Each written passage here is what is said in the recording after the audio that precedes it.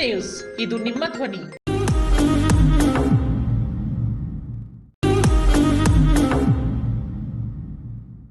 ನಿಮ್ಮ ಮನೆಯ ಪ್ರತಿಯೊಂದು ಅಂಶವನ್ನು ಸ್ಪರ್ಶಿಸುತ್ತಿದೆ. ಹಾವೆಲ್ಸ್ನ ಅತ್ಯುತ್ತಮ ಶ್ರೇಣಿಯ ಎಲೆಕ್ಟ್ರಿಕಲ್ ಉತ್ಪನ್ನಗಳು ಮತ್ತು ಗೃಹೋಪಯೋಗಿ ವಸ್ತುಗಳ ಖರೀದಿಗಾಗಿ ಹಿಂದೆ ಭೇಟಿ ಕೊಡಿ. ಮೆಸರ್ಸ್ ಆನಂದ್ ಎಂಟರ್ಪ್ರೈಸಸ್, ಜೈನ್ ಕಲ್ಯಾಣ ಮಂಟಪದ ಹಿಂದೆ, ಆನಂದ್ ಪಬ್ಲಿಕ್ ಶಾಲೆ ಹತ್ತಿರ, ವೆಂಕಟೇಶ್ವರ ನಗರ, ಸಿಂಧನೂರು. ಹಾವೆಲ್ಸ್ನ ಅತ್ಯುತ್ತಮ ಶ್ರೇಣಿಯ ಎಲೆಕ್ಟ್ರಿಕಲ್ ಉತ್ಪನ್ನಗಳು ಮತ್ತು ಗೃಹೋಪಯೋಗಿ ವಸ್ತುಗಳು ಖರೀದಿಗಾಗಿ ಹಿಂದೆ ಭೇಟಿ ಕೊಡಿ. ಮೆಸರ್ಸ್ ಆನಂದ್ ಎಂಟರ್ಪ್ರೈಸಸ್, ಜೈನ್ ಕಲ್ಯಾಣ ಮಂಟಪದ ಹಿಂದೆ, ಆನಂದ್ ಪಬ್ಲಿಕ್ ಶಾಲೆ ಹತ್ತಿರ, Venkateshwara Nagar, Sindhanur. Havells Galaxy showroom, ಸಿಂಧನೂರಿನಲ್ಲಿ.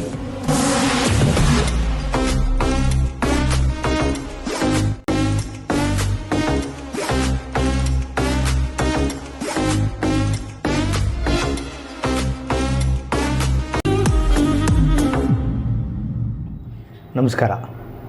S ನ್ಯೂಸ್ಗೆ ಸ್ವಾಗತ. ನಾನು ಎಸ್ ದೇವೇಂದ್ರಗೌಡ. ಇಂದಿನ ಮುಖ್ಯಾಂಶಗಳು. ಓದು ಎನ್ನುವುದು ಎಂದೂ ಮುಗಿಯದ ಅಧ್ಯಾಯ. ಉಪನ್ಯಾಸಕ ಶರಣಪ್ಪ ಹೊಸಳ್ಳಿ ಅಭಿಪ್ರಾಯ. ಭಾರತೀಯ ಯೋಧ ಎಂ ಸುರೇಶ್ಗೆ ಭವ್ಯ ಸ್ವಾಗತ, ಅದ್ಧೂರಿ ಮೆರವಣಿಗೆ. ಕುಂಬಾರ್ ಸಮಾಜದ ಅಭಿವೃದ್ಧಿಗೆ ಶ್ರಮಿಸಿದೆ ಚನ್ನಬಸವ ಕುಂಬಾರ್. ನಾಳೆ ಸಾಲಿಡಾರಿಟಿ ಯೂತ್ ಮೂವ್ಮೆಂಟ್ನಿಂದ ಕಾಲ್ನಡಿಗೆ ಜಾಥಾ. ರಾಯಚೂರಿನ ರಂಗಮಂದಿರದಲ್ಲಿ ಮಾರ್ಚ್ 5ರಂದು ಹಡಪದ ಸಮಾಜದಿಂದ ಸ್ವಾಭಿಮಾನಿ ಸಮಾವೇಶ. ವಾರ್ತೆಗಳ ವಿವರ. ಓದಿಗೆ ವಯಸ್ಸಿನ ಮಿತಿಗಳಿಲ್ಲ. ಓದು ಎನ್ನುವುದು ಸಮುದ್ರದಂತೆ. ಪ್ರತಿಯೊಬ್ಬರೂ ಓದುವ ಹವ್ಯಾಸ ಇಟ್ಟುಕೊಳ್ಳಬೇಕು. ಪ್ರತಿಯೊಬ್ಬ ವ್ಯಕ್ತಿಗೂ ಶಿಕ್ಷಣದ ಮಹತ್ವದ ಘಟ್ಟ ಅರಿಯಬೇಕು. ಶಿಕ್ಷಣ ಎನ್ನುವುದು ಬರೀ ನೌಕರಿ ಮಾಡುವುದಕ್ಕೆ ಸೀಮಿತವಲ್ಲ. ಶಿಕ್ಷಣ ವಂಚಿತರಾದರೆ ಅವರ ಜೀವನ ಕತ್ತಲು ಕವಿದಂತೆ ಎಂದು ಉಪನ್ಯಾಸಕ ಶರಣಪ್ಪ ಹೊಸಳ್ಳಿ ಹೇಳಿದರು. ನಗರದ ಡಾಕ್ಟರ್ ತಿಮ್ಮನಗೌಡ ಪ್ರೌಢಶಾಲೆ ಜಿಲ್ಲಾ ಮತ್ತು ತಾಲೂಕು ಕನ್ನಡ ಸಾಹಿತ್ಯ ಪರಿಷತ್ತಿನ ಸಹಯೋಗದಲ್ಲಿ ಆಯೋಜಿಸಿದ್ದ ದಿವಂಗತ ವೆಂಕಣ್ಣ ಸಾಹುಕಾರ ಕುರುಕುಂದಿ ಸ್ಮಾರಕ ದತ್ತಿ, ದಿವಂಗತ ಗವಿಸಿದ್ದಪ್ಪ ವೀರಣ್ಣ ಪಗಡದಿನ್ನಿ ಕುರುಕುಂದಿ ಸ್ಮಾರಕ ದತ್ತಿ, MS ಗೌಡ ಸ್ಮಾರಕ ದತ್ತಿ, ದೇವರಾಜ್ ಸೇಠ್ ಸ್ಮಾರಕ ದತ್ತಿ ಕಾರ್ಯಕ್ರಮದಲ್ಲಿ ಉಪನ್ಯಾಸ ನೀಡುತ್ತಾ ಮಾತನಾಡಿದ ಅವರು, ಶಿಕ್ಷಣ ಪಡೆದವರಿಗೆ ಎಲ್ಲ ಸಮಯದಲ್ಲೂ ಆಸರೆಯಾಗುತ್ತದೆ. ಎಲ್ಲ ಪಾಲಕರು ಮಕ್ಕಳ ಭವಿಷ್ಯ ಚೆನ್ನಾಗಿರಬೇಕೆಂದು ಭಾವಿಸುವುದು ಸಹಜ. ಆದರೆ ಶಿಕ್ಷಣ ಎನ್ನುವುದು ಬರಡು ಭೂಮಿಯಲ್ಲಿ ಮಳೆಯಾದಂತೆ. ಶಿಕ್ಷಣದ ಮೌಲ್ಯ ಅದ್ಭುತವಾದದ್ದು. ಮಕ್ಕಳಲ್ಲಿ ನೈತಿಕ ಮೌಲ್ಯ ಹೆಚ್ಚಾಗಬೇಕಾಗಿದೆ. ಶಿಕ್ಷಣದ ಮೌಲ್ಯ, ಶಿಕ್ಷಣದ ಸವಾಲುಗಳು, ತಂತ್ರಜ್ಞಾನದ ಶಿಕ್ಷಣ, ಗ್ರಾಮೀಣ ಪ್ರದೇಶದಲ್ಲಿ ಶಿಕ್ಷಣದ ಚರ್ಚೆ, ಹಲವು ರೀತಿಯಲ್ಲಿ ಶಿಕ್ಷಣದ ಪ್ರಕಾರಗಳಲ್ಲಿ ನಾವು ಕಾಣಬಹುದಾಗಿದೆ ಎಂದು ಉಪನ್ಯಾಸ ನೀಡಿದರು.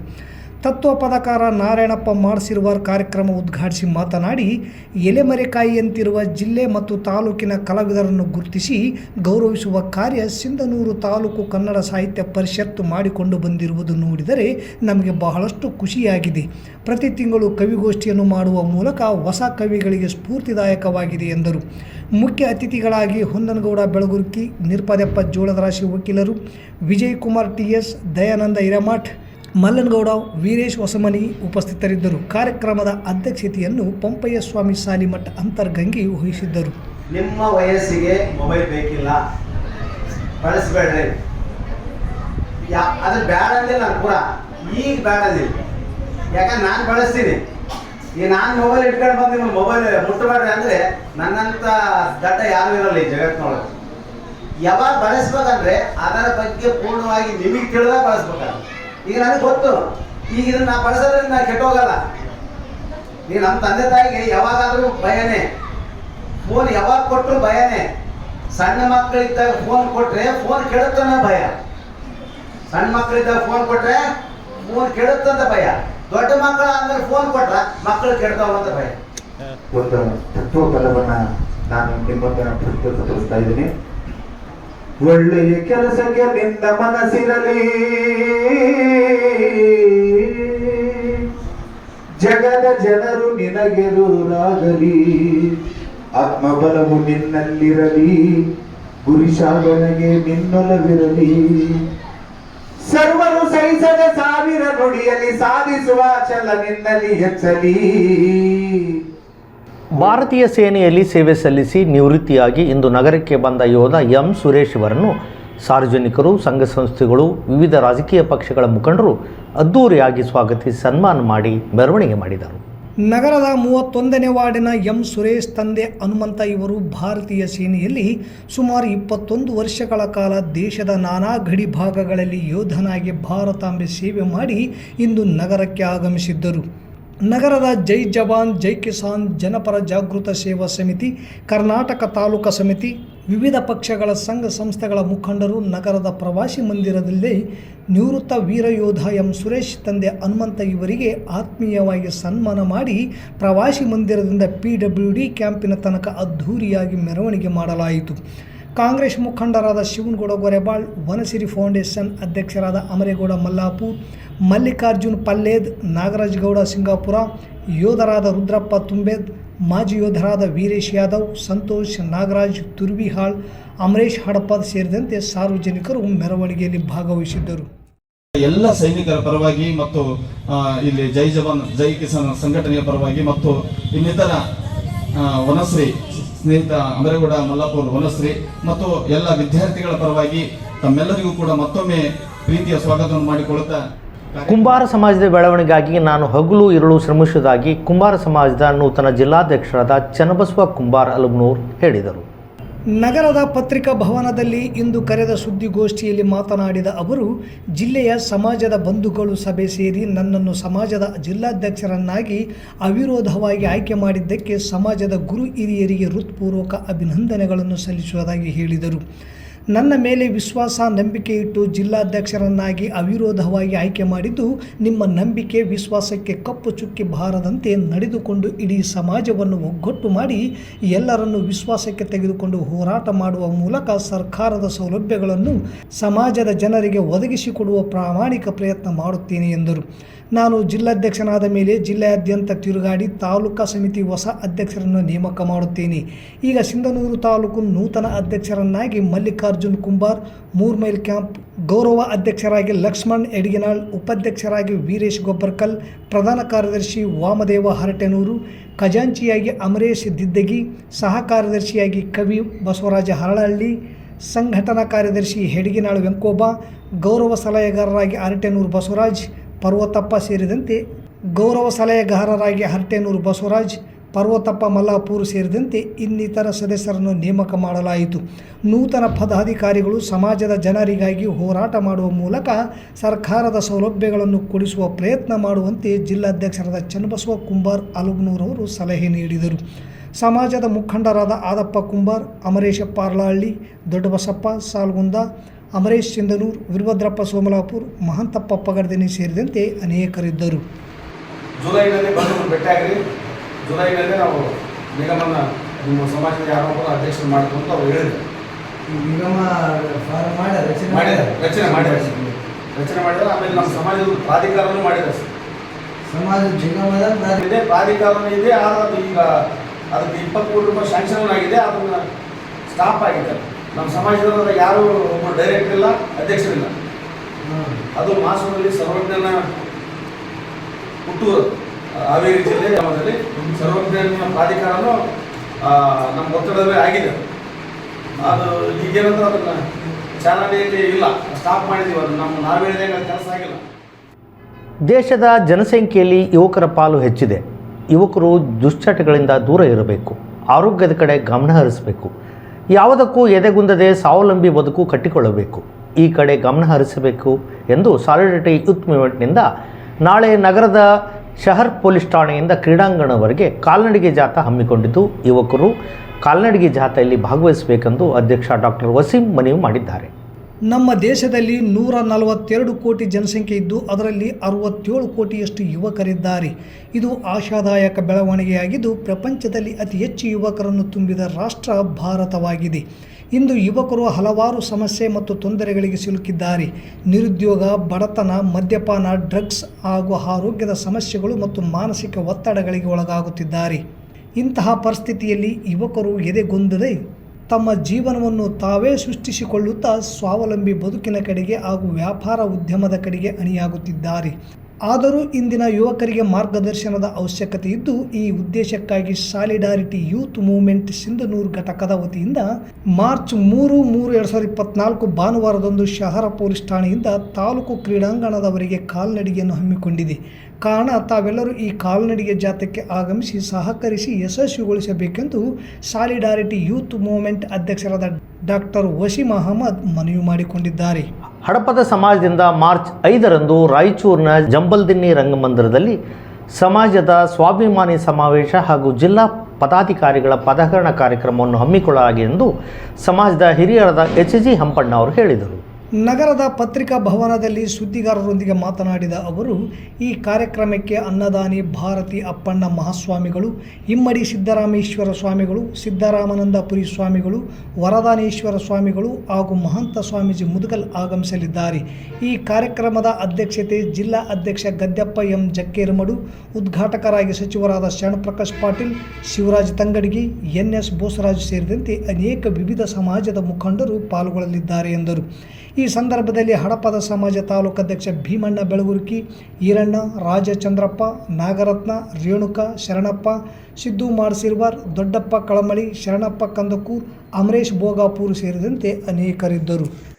ಈ ಒಂದು ಕಾರ್ಯಕ್ರಮದ ಉದ್ದೇಶ ಏನಪ್ಪ ಅಂತ ಹೇಳಿದ್ರೆ, ಈಗಾಗಲೇ ತಮಗೆ ಕೊಟ್ಟಿರುವ ಹಾಗೆ ನಮ್ಮ ಸಮಾಜ ಅಲಕ್ಷಿತ ಸಮುದಾಯಕ್ಕೆ ಒಳಪಟ್ಟಿದೆ. ತಮಗೀಗ ಎಲ್ಲ ಪತ್ರಿಕಾ ಮಿತ್ರರಿಗೆ ಗೊತ್ತಿದೆ, ಹಡಪದ ಅಂತ ಹೇಳಿದರೆ ಮೂಗು ಮುಡಿಯುವಂಥವ್ರು, ಅವಮಾನ ಮಾಡುವಂಥ ಶಬ್ದಗಳನ್ನು ಬಳಸಿ ಕೇಳುವಂಥದ್ದು ನಾವೆಲ್ಲ ಕಂಡಿದ್ದೇವೆ. ಆದರೆ ಹಡಪದ ಸಮಾಜ ಅದು ಸೇವಾ ಸಮಾಜ, ಮಾನವರ ಸೇವೆಯನ್ನು ಮಾಡುವುದು. ಒಂದು ಹಡಪದ ಸಮಾಜ, ಇನ್ನೊಂದು ಮಡಿವಾಳ ಸಮಾಜ. ಮಡಿವಾಳ ಸಮಾಜವು ಕೂಡ ಅಷ್ಟೇ ಪವಿತ್ರವಾದಂಥ ಕೆಲಸವನ್ನು ಮಾಡ್ತಾ ಇದೆ. ನಾವು ಬಿಟ್ಟಂಥ ಮೈಲಿಗೆಯ ವಸ್ತ್ರಗಳನ್ನು ತಮ್ಮ ಹೆಗಲ ಮೇಲೆ ಹೊತ್ತುಕೊಂಡು ಹೋಗಿ ಶುಚಿ ಮಾಡಿ ಇಸ್ತ್ರಿ ಮಾಡಿ ನಮಗೆ ಕೊಡ್ತಾರೆ. ಅದೇ ರೀತಿಯಾಗಿ ಕ್ಷೌರಿಕ ಸಮಾಜ ಇದು ಕೂಡ ಮನುಷ್ಯನ ವ್ಯಕ್ತಿತ್ವವನ್ನು ಬೆಳಗಿಸುವಂಥ ಒಂದು ಕ್ಷೌರ ಕಾಯಕದಲ್ಲಿ ತೊಡಗಿದೆ. ಮಾರ್ಚ್ 3ರಿಂದ 6ನೇ ತಾರೀಕಿನ ತನಕ ಮಕ್ಕಳಿಗೆ ರಾಷ್ಟ್ರೀಯ ಪಲ್ಸ್ ಪೋಲಿಯೋ ಕಾರ್ಯಕ್ರಮ ಹಮ್ಮಿಕೊಳ್ಳಲಾಗಿದೆ. ಎಲ್ಲರೂ ತಪ್ಪದೆ ಮಕ್ಕಳಿಗೆ ಪೋಲಿಯೋ ಹಾಕುವಂತೆ ತಾಲೂಕಾ ಆರೋಗ್ಯ ಅಧಿಕಾರಿ ಡಾಕ್ಟರ್ ಐನ್ಗೌಡ ಸಾರ್ವಜನಿಕರಲ್ಲಿ ಮನವಿ ಮಾಡಿಕೊಂಡರು. ಇಂದು ನಗರದ ತಾಲೂಕು ಸಾರ್ವಜನಿಕ ಸರ್ಕಾರಿ ಆಸ್ಪತ್ರೆಯ ಮುಂದೆ ರಾಷ್ಟ್ರೀಯ ಪಲ್ಸ್ ಪೋಲಿಯೋ ಕಾರ್ಯಕ್ರಮದ ಜಾಥಾಕ್ಕೆ ಚಾಲನೆ ನೀಡಿ ಮಾತನಾಡಿದ ಅವರು, ಹುಟ್ಟಿದ ಮಗುವಿನಿಂದ 5 ವರ್ಷದೊಳಗಿನ ತಾಲೂಕಿನಲ್ಲಿ 45,345 ಮಕ್ಕಳಿದ್ದಾರೆ. ಮಾರ್ಚ್ 3ರಿಂದ 6ರ ತನಕ ಅಂದರೆ 4 ದಿನಗಳ ಕಾಲ ಪೋಲಿಯೋ ಕಾರ್ಯಕ್ರಮ ನಡೆಯಲಿದೆ. ಮೊದಲ ದಿನ ಬೂತ್ ಮಟ್ಟದಲ್ಲಿ ಅಂದರೆ ಅಂಗನವಾಡಿ ಕೇಂದ್ರಗಳಲ್ಲಿ, ಉಪಕೇಂದ್ರಗಳಲ್ಲಿ, ಸರ್ಕಾರಿ ಆಸ್ಪತ್ರೆಗಳಲ್ಲಿ ಬೂತ್ಗಳನ್ನು ತೆರೆದು ಮಕ್ಕಳಿಗೆ ಪೋಲಿಯೋ ಹಾಕಿಸಲಾಗುವುದು. ನಿಮ್ಮ ಹತ್ತಿರ ಇರುವ ಬೂತ್ ಕೇಂದ್ರಗಳಲ್ಲಿ ಮಕ್ಕಳನ್ನು ಕರೆದುಕೊಂಡು ಹೋಗಿ ಲಸಿಕೆ ಹಾಕಿಸಿಕೊಳ್ಳಬೇಕು ಎಂದರು. ಮಾರ್ಚ್ 2ರಿಂದ ಮನೆ ಮನೆಗೆ ಆರೋಗ್ಯ ಇಲಾಖೆ ಹಾಗೂ ಅಂಗನವಾಡಿ ಆಶಾ ಕಾರ್ಯಕರ್ತೆಯರು 248 ತಂಡಗಳು 596 ಸಿಬ್ಬಂದಿಗಳು ಕಾರ್ಯನಿರ್ವಹಿಸಲಿದ್ದಾರೆ. ಅಲ್ಲದೆ 10 ಸಂಚಾರಿ ಬೂತ್ಗಳಲ್ಲಿ ಸಹ ಸಿಬ್ಬಂದಿಗಳು ಮಕ್ಕಳಿಗೆ ಪೋಲಿಯೋ ಲಸಿಕೆ ಹಾಕಲಾಗುವುದು ಎಂದರು. ಭಾರತ ಈಗಾಗಲೇ ಪೋಲಿಯೋ ಮುಕ್ತ ಭಾರತವಾಗಿದೆ. ಆದರೂ ಸಹ ನಿರಂತರವಾಗಿ ಪೋಲಿಯೋ ಮೇಲೆ ಜಯ ಸಾಧಿಸುವ ಮೂಲಕ ಗೆಲುವನ್ನು ಮುಂದುವರಿಸಲು ಆರೋಗ್ಯ ಇಲಾಖೆಯ ಜೊತೆ ಸಾರ್ವಜನಿಕರು ಕೈ ಜೋಡಿಸುವ ಮೂಲಕ ಪೋಲಿಯೋ ಮರುಕಳಿಸದಂತೆ ಎಲ್ಲರೂ ಒಗ್ಗಟ್ಟಿನಿಂದ ಕೆಲಸ ಮಾಡೋಣ ಎಂದು ತಾಲೂಕು ಸಾರ್ವಜನಿಕ ಆಸ್ಪತ್ರೆಯ ಮುಖ್ಯ ಆಡಳಿತ ವೈದ್ಯಾಧಿಕಾರಿಯಾದ ಡಾಕ್ಟರ್ ನಾಗರಾಜ್ ಕಾಟ್ವಾ ಹೇಳಿದರು. ತುರ್ವಿಹಾಳ್ SDPO ಚಂದ್ರಶೇಖರ್, ಜಿಲ್ಲಾ ಉಪ ಆರೋಗ್ಯ ಶಿಕ್ಷಣಾಧಿಕಾರಿಯಾದ ಬಸಯ್ಯ, ತಾಲೂಕು ಕ್ಷೇತ್ರ ಆರೋಗ್ಯ ಶಿಕ್ಷಣಾಧಿಕಾರಿ ಗೀತಾ ಹಿರೇಮಠ್, ಹಿರಿಯ ಆರೋಗ್ಯ ನಿರೀಕ್ಷಣಾಧಿಕಾರಿಗಳಾದ ಸಂಗನಗೌಡ ಪಾಟೀಲ್, ರಂಗನಾಥ ಗುಡಿ, ಸಿಂಧನೂರು CDPO ಕಚೇರಿಯ FDA Sharanabasava, RKSK Ramanjaneya, Triveni, Sunrise college ಪ್ರಾಚಾರ್ಯರಾದ ಸಿರಿಲ್ ಹಾಗೂ ಆರೋಗ್ಯ ಇಲಾಖೆಯ ಸಿಬ್ಬಂದಿಗಳು ಮತ್ತು ಸನ್ರೈಸ್ ಕಾಲೇಜ್ ವಿದ್ಯಾರ್ಥಿಗಳು ಪೋಲಿಯೋ ಜಾಗೃತಿ ಜಾಥಾದಲ್ಲಿ ಭಾಗವಹಿಸಿದ್ದರು. ಶಾಲೆಗಳಿಗೆ, ಅಂಗನವಾಡಿ ಕೇಂದ್ರಗಳಲ್ಲಿ ಇರ್ತಕ್ಕಂಥ ಬೂತ್ಗಳಲ್ಲಿ ಎಲ್ಲ ಪಾಲಕರು ತಮ್ಮ 5 ವರ್ಷದ ಒಳಗಿನ ಮಕ್ಕಳನ್ನು ಕರೆತಂದು ಪೋಲಿಯೋ ಲಸಿಕೆಯನ್ನು ಹಾಕಿಸಿಕೊಳ್ಳಬೇಕಾಗಿ ಎಲ್ಲ ಸಾರ್ವಜನಿಕರಲ್ಲಿ ವಿನಂತಿ ಮಾಡಿಕೊಳ್ತೇವೆ. ಅದೇ ರೀತಿಯಾಗಿ ನಮ್ಮ ತಾಲೂಕಿನಲ್ಲಿ 5 ವರ್ಷದ ಒಳಗಿನ ಮಕ್ಕಳ ಸಂಖ್ಯೆ ಒಟ್ಟಾಗಿ 45,343 ಗುರಿಯನ್ನು ಹೊಂದಿದ್ದೇವೆ. ಇದರಲ್ಲಿ 248 ಬೂತ್ಗಳು, 496 ಆರೋಗ್ಯ ಸಿಬ್ಬಂದಿಗಳು ಕಾರ್ಯನಿರ್ವಹಿಸಲಿದ್ದಾರೆ. ದಿನಾಂಕ 3ರಂದು ಅಂದರೆ ಆದಿತ್ಯವಾರದಂದನೇ ನಾವು ಮೊದಲನೇ ದಿವಸನೇ 100% ಸಾಧನೆಯನ್ನು ಮಾಡಲಿಕ್ಕೆ ಎಲ್ಲರೂ ಸಹಕರಿಸಬೇಕಾಗಿ ಈ ಮೂಲಕ ಎಲ್ಲರಲ್ಲಿ ಕೇಳ್ಕೊಳ್ತಾ ಇದ್ದೀನಿ. ನಮ್ಮ ದೇಶವನ್ನು ಇದೇ ರೀತಿ ಪೋಲಿಯೋ ಮುಕ್ತ ರಾಷ್ಟ್ರವನ್ನಾಗಿ ಬೆಳಲಿಕ್ಕೆ ಎಲ್ಲರೂ ಮಾಡೋಣ. ಅದೇ ರೀತಿಯಾಗಿ ಈ ಒಂದು ಕಾರ್ಯಕ್ರಮದ ಬಗ್ಗೆ ಜಾಥಾವನ್ನು ನಮ್ಮ ಸನ್ರೈಸ್ ಕಾಲೇಜಿನಲ್ಲಿ ಮಹಿಳಾ ಮತ್ತು ಸೊ ಹಾಗಾಗಿ ಎಲ್ಲ ಸಾರ್ವಜನಿಕರು ಇದರ ಒಂದು ಸದುಪಯೋಗವನ್ನು ಪಡೆದುಕೊಂಡು ತಮ್ಮೆಲ್ಲ ಮಕ್ಕಳಿಗೆ ತಪ್ಪದೇನೆ ಬೂತಿಗೆ ಕರ್ಕೊಂಡು ಹೋಗಿ 2 ಹನಿ ಪಲ್ಸ್ ಪೋಲಿಯೋ 2 ಹನಿ ಪೋಲಿಯೋ ಲಸಿಕೆಯನ್ನು ಹಾಕಿಸಬೇಕು ಅಂತೇಳಿ ನಾವು ನಿಮ್ಮಲ್ಲಿ ಕೇಳಿದ್ದೇವೆ. ಮತ್ತೊಮ್ಮೆ ಮುಖ್ಯಾಂಶಗಳು. ಓದು ಎನ್ನುವುದು ಎಂದೂ ಮುಗಿಯದ ಅಧ್ಯಾಯ. ಉಪನ್ಯಾಸಕ ಶರಣಪ್ಪ ಹೊಸಳ್ಳಿ ಅಭಿಪ್ರಾಯ. ಭಾರತೀಯ ಯೋಧ ಎಂ ಸುರೇಶ್ಗೆ ಭವ್ಯ ಸ್ವಾಗತ, ಅದ್ಧೂರಿ ಮೆರವಣಿಗೆ. ಕುಂಬಾರ್ ಸಮಾಜದ ಅಭಿವೃದ್ಧಿಗೆ ಶ್ರಮಿಸಿವೆ ಚನ್ನಬಸವ ಕುಂಬಾರ್. ನಾಳೆ ಸಾಲಿಡಾರಿಟಿ ಯೂತ್ ಮೂವ್ಮೆಂಟ್ನಿಂದ ಕಾಲ್ನಡಿಗೆ ಜಾಥಾ. ರಾಯಚೂರಿನ ರಂಗಮಂದಿರದಲ್ಲಿ ಮಾರ್ಚ್ 5ರಂದು ಹಡಪದ ಸಮಾಜದಿಂದ ಸ್ವಾಭಿಮಾನಿ ಸಮಾವೇಶ. ಪ್ರಭಾಕರ್ ಚಿಣಿ ಕೊಪ್ಪಳ ಕ್ಷೇತ್ರದ ಬಿಜೆಪಿ ಎಂಪಿ ಟಿಕೆಟ್ ಆಕಾಂಕ್ಷಿ. ಸಣ್ಣ ನೀರಾವರಿ ಇಲಾಖೆಯ ನಿವೃತ್ತ ಕಾರ್ಯದರ್ಶಿ ಒಬಿಸಿ ನಾಯಕ ಪ್ರಭಾಕರ್ ಚಿಣಿಯವರು ಕೊಪ್ಪಳ ಎಂಪಿ ಟಿಕೆಟ್ ಆಕಾಂಕ್ಷಿಯಾಗಿದ್ದಾರೆ.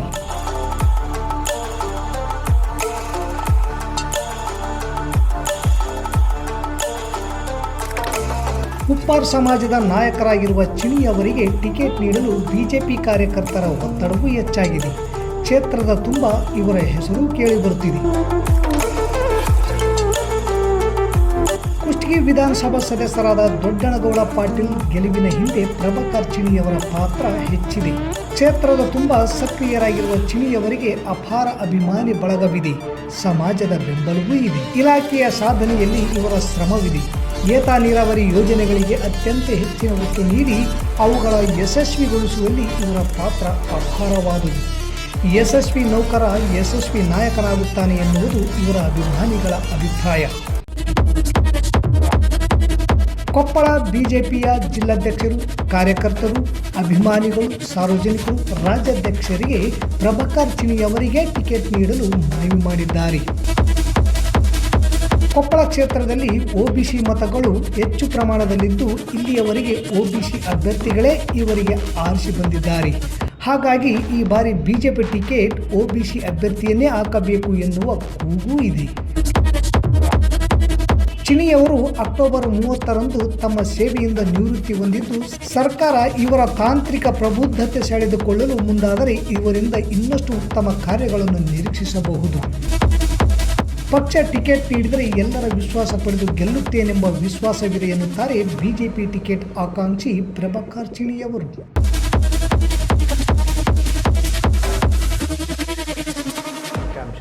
ಇಲ್ಲಿಗೆ ವಾರ್ತಾ ಪ್ರಸಾರ ಮುಕ್ತಾಯವಾಯಿತು. ನಿರಂತರ ಸುದ್ದಿಗಾಗಿ ವೀಕ್ಷಿಸಿ ಎಸ್ ನ್ಯೂಸ್. ಇದು ನಿಮ್ಮ ಧ್ವನಿ. ನಮಸ್ಕಾರ.